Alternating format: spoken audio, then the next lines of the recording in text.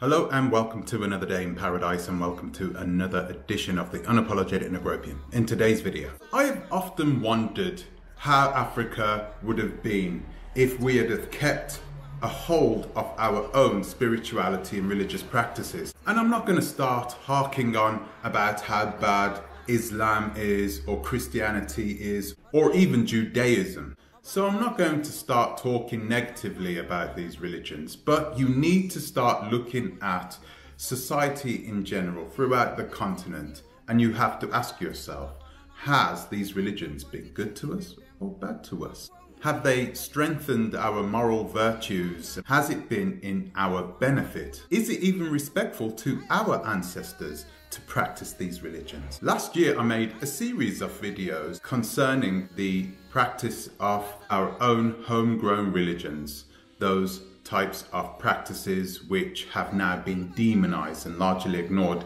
by the vast majority of Africans, both on the continent and in the diaspora. We can actually get a good gauge on how things would have looked by comparing it to China.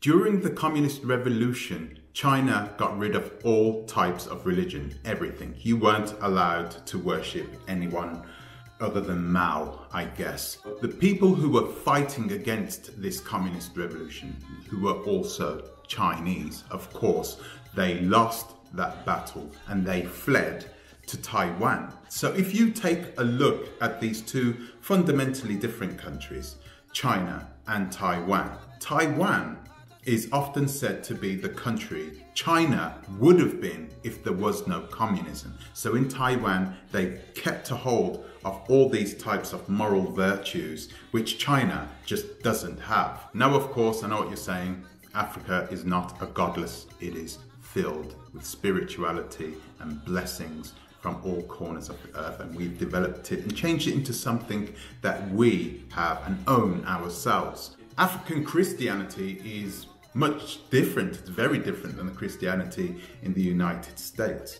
Clearly there is something going on, because I remember only 5-6 months ago I was making videos about different aspects of African spirituality and how we have implemented it into our lives, and how it has made Africa the best continent when it comes to its people. The best continent, the best people anywhere on this planet. No one else even comes close. Now, most of the repatriates who are coming back to the African continent have rejected wholeheartedly the Western religions that they had adopted in the past. They have come to Africa, and a lot of them are disappointed by what they see. A lot of them have seen the religions that they had ran away from back in the West have kind of shackled the people on the continent itself. They have come in search to find their own African spiritual background, and all of a sudden they're hit with the same thing that they probably were brought up with. But many African diasporans who are coming back to the continent have kept a hold of their African spirituality, and they are using it. They are steadfast with it. They are loyal to it. They are absolutely defiant, and they will die for their principles. One of these people who have kept a hold of these virtues is none other than a person who I have made videos about before in the past, Shakina Chinedu. See, Shakina Chinedu was in court the other day, and she had to, of course, swear an oath. But the court only had a Quran to swear on, or a holy Christian Bible. So Shakina Chinedu was offered one of these two spiritualities to swear on, to swear an oath on. She was not offered anything else. Now, of course, in the West, you can swear an oath without the Holy Bible or the Quran. You can just swear an oath on your heart without any of these spiritual practices being involved. But we are not in the West. We are in Africa. And it's not respectful for us to impress our own ideologies, our own westernized ideologies onto the people of Africa. But Shakina Chinedu wanted to base her oath, she wanted to swear on something that she believed in. I think that's quite respectful, don't you think? I mean, She could have swore on the Christian Holy Bible, but if she is not a Christian and if she is not a Muslim, so she didn't swear on the Quran, isn't that more respectful to actually deny those religions? Because, hey, I don't believe in that. So, you know, that's disrespectful to the court, and it's disrespectful to the religion if I accept those religions. Wow, that is so beautiful of Shakina Chinedu to do something like that. Respectful. Shakina Chinedu. So anyway, after this, Shakina Chinedu spoke to her Facebook followers, and she had this to say about what happened in court. She said, "Imagine our people are so brainwashed with religion that if you are not a Christian or a Muslim and refuse to swear on either book before giving evidence, your evidence is not given much weight." The judge said, "I could be lying. So wait, Christians and Muslims don't lie?" This was me yesterday in court. They did not even ask if I had another belief system.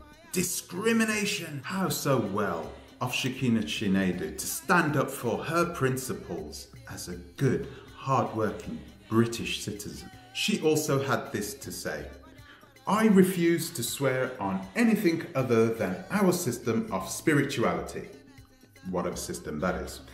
"On principle, I will not waver." And that is an amazing thing for her to say, to stand up for herself in court. In court. Yeah, so, well, why was she in court? She didn't really tell her Facebook followers the reason why she was in court. She kind of ignored that. It was nothing. But I was in court. One guy did answer this particular comment, and I'm going to read it for you because I had to applaud him for this. "Y'all kill me with this standing on principle Africa stuff, especially when dealing with unprincipled systems. Like, play the game. Clearly they don't give a damn about ideology, so why should it matter to you? If you didn't show up to achieve a favourable outcome, then what's the point?" I think what he had to say was perfect. I mean, an unprincipled system, and let's be honest with ourselves, most of the court systems throughout the continent are unprincipled. So you could go into this courtroom and you could have this judge turn around and say, "You must swear on the Holy Quran, you must swear on the Holy Christian Bible, and if you don't, then you are a godless person, and we will not believe you based on principles.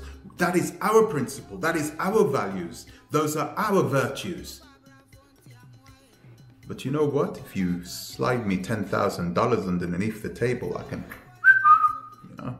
It's crazy, okay? It is an unprincipled system because those people in these court systems are largely corrupt.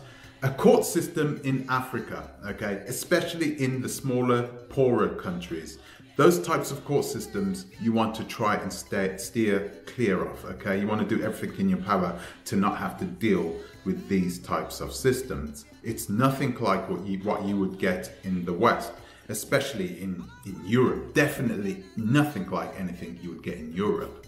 Now, don't get me wrong, you can pay off a judge in Europe. It's just damn right expensive. I think I know a guy who paid over 100,000 British pounds at one point to a judge to let things slide. Regardless, that's not the point. The point is that if you can pay these guys off, then they don't hold their own principles to value, do they? So that's one thing. Another thing is, of course, play the game. All she had to do was swear on one of them. It didn't matter which one it was. And in doing this now, all she has done, she's put herself in an untenable position where she might lose this court case. So which court case are we talking about? Which court case has she conveniently not spoken about? Well, as you guys probably may remember, a good 6 months ago, Shakina Chinedu was arrested. She was arrested in the Gambia. Now, I couldn't get the charges of why she was arrested, but the exact charges, but she was arrested in conjunction with a number of different people, a number of people that she had allegedly defrauded out of money. And so because of these allegations, we brought them together. We had set up a meeting with her, and then when we knew her location, she was then arrested by the police. She was taken by the police, and then she was arrested at the police station. She spent the night in the police station, and then she was released, pending further investigations. And eventually now she's actually in court. So I'm very happy about the Gambian court system right now. I'm very happy about the fact that something is actually getting done. Now, I'm not holding out much hope because of what I just said about the principles and the values and things, okay? She's got a lot of people's money, so she could pay her way out of this situation using their money, which is not really good. But I know Shakina Chinedu, and I know her personality. She would never pay these judges off. She's too tight to do anything like that. Once she has that money, she's not letting it go. And this is what I've been trying to warn everybody about.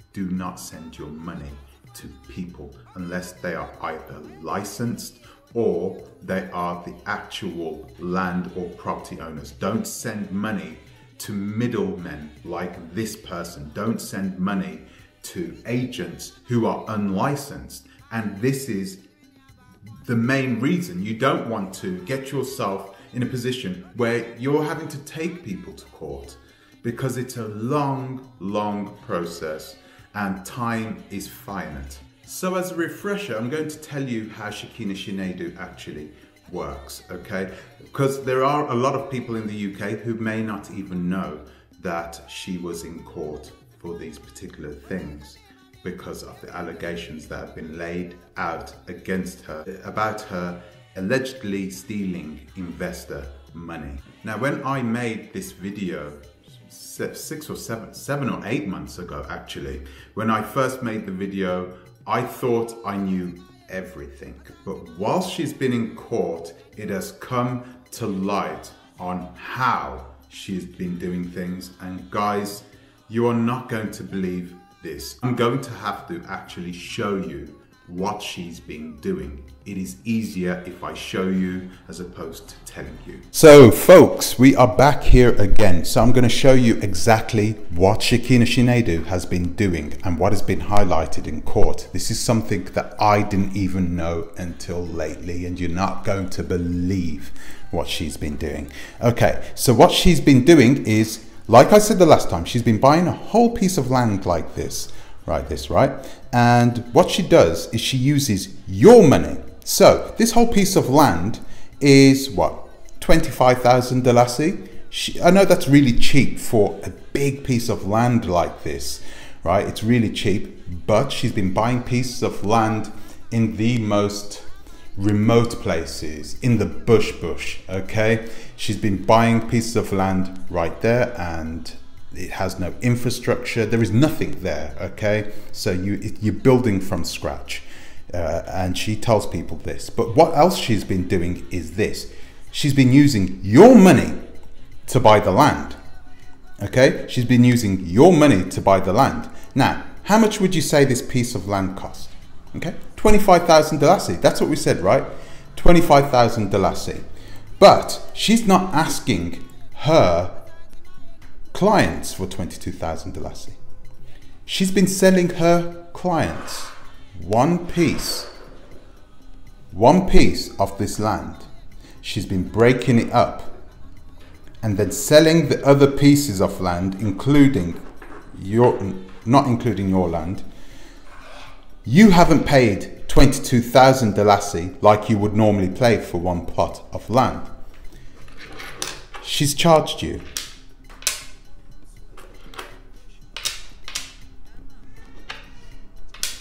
$125,000 Dalasi for one piece of land, when she only paid 25,000 dalasi for everything.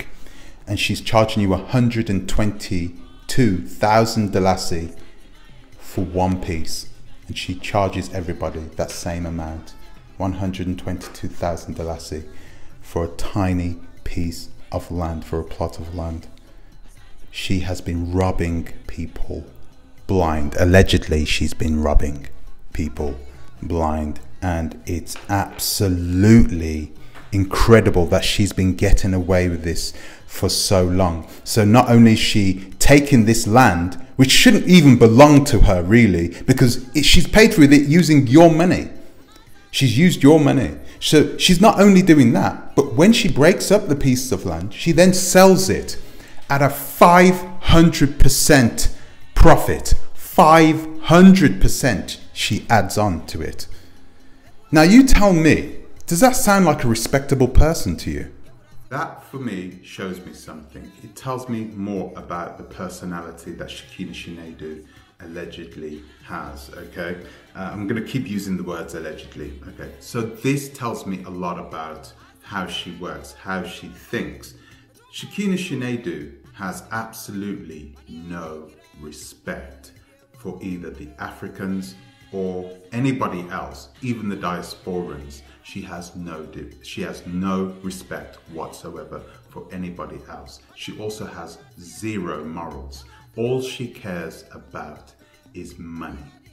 That's it. She cares about enriching herself and bettering herself and talking about herself. So if you've spoken to her before in the past, if you've sat down with her and had a conversation with her, you will hear her talk about herself. She talks about herself all the time. This is just part of her personality, okay? So you cannot trust this woman. You cannot trust this woman because she is not a licensed lawyer and she's not a licensed broker either. So she cannot legally do the things that she's been doing in the Gambia. She cannot do it legally. So if she cannot do it legally, she is not legally responsible for the things that happen when things go wrong, and things inevitably do go wrong. She makes sure that those things go wrong, because the more time she has to make sure she gets as much profit out of each deal, the better. So she will scupper her own deals sometimes in order to give herself more time. Okay, so a deal which would normally take 6 weeks will take 6 months, 8 months, 12 months sometimes. She will do that on purpose. She will prolong it on purpose, which is the reason why you need to deal with people who are licensed and who have experience. So Shakina Chinedu has had her day in court, but it's not the last day she's going to see in court, and things are ongoing. I will keep you up to date with how things are going in court, and hopefully we will get some justice for the people who lost their money, and hopefully we can start to recuperate some of that money if things go our way in court. But now guys, over to you. Have any of you guys ever had any dodgy agents over on the continent? Any dodgy diasporan agents? Have any of you guys had a nightmare buying land or buying houses in the Gambia or anywhere else on the continent? It'd be really interesting to know and listen to your experience, so please leave a comment in the comment section below. So guys, that's all I've got time for today. I'd like to thank you for watching. Thank you for subscribing. I'd like to give an extra special thank you to my Patreons, and I will see you in the next one. Until the next time, please think twice. Ta-ra a bit.